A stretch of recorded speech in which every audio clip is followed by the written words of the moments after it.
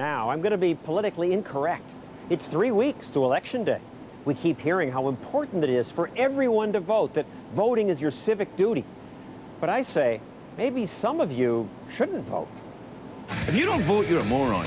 Let's go voting. Lately, there's been a big push to get young people to vote. Go register to vote if you're 18 years old. At some rock concerts, between songs, musicians say things like, "Please participate this year by casting your vote." Mark Brownstein, bassist for a band called the Disco Biscuits, and his friend Andy Bernstein co-founded Headcount, a group that registers young people. If you know either your driver's license number or the last 4 digits of your social is what you're going to need to know. We've registered over 100,000 people.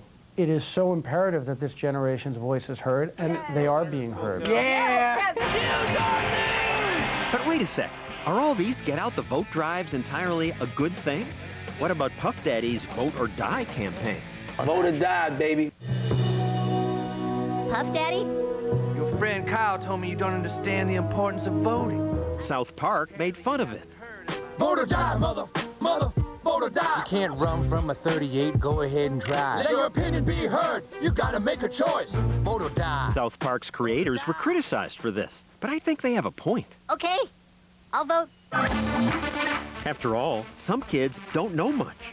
At that concert, we asked some newly registered voters some basic questions. Some were knowledgeable. There are 2 senators from each state, making a total of 100.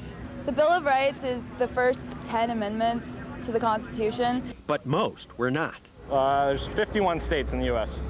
52? How many senators are there? Going with 16.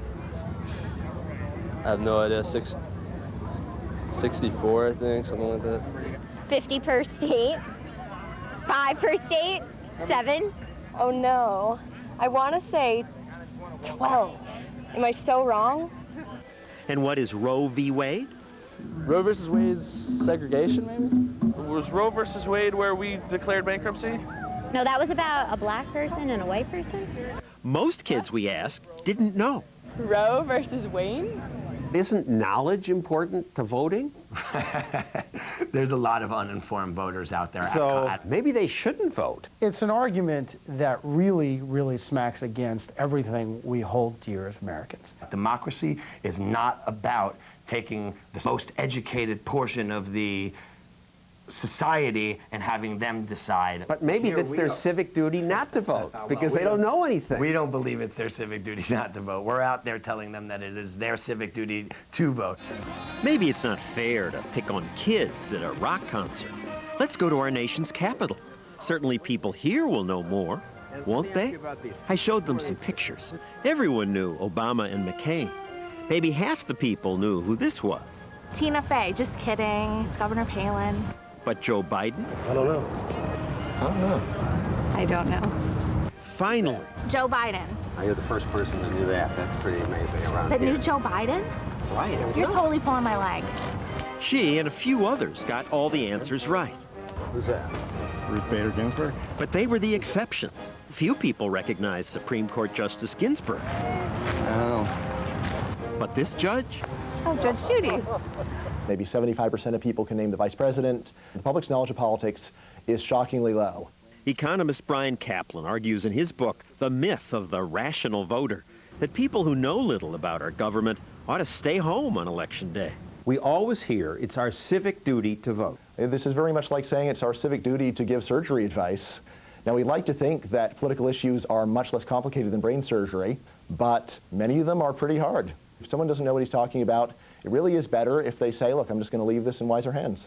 It's so elitist to say only some people should vote. Well, is it elitist to say only some people should do brain surgery? Bottom line is, if you don't know what you're doing, you are not doing the country a favor by voting. Voting is serious business. If you care about being heard, please vote. Instead of rock the vote, maybe they should say rock or vote. I'm really starting to doubt myself a little bit. Maybe I shouldn't vote. Good for her. Democracy works best when people educate themselves. So I'm relieved if people like her stay home on Election Day. But will she? No, that was a lie. Of course I'm going to vote. Oh, well, there are 3 weeks to Election Day. Maybe she'll be up to speed by then. And to help you get up to speed, next week on 2020, we'll bring you my politically incorrect guide to politics. People are so excited about their candidate. He is the one. It sounds like the politicians are magic. And some politicians act like they think they're Santa. Guarantee health care. Create more and better jobs. People want politicians to do more. But doing more can do more harm than good. How are people supposed to understand the laws that politicians pass when they're as long as a football field? What this means is that if you're not a Washington insider, you're screwed. All that and more next week on my politically incorrect guide to politics.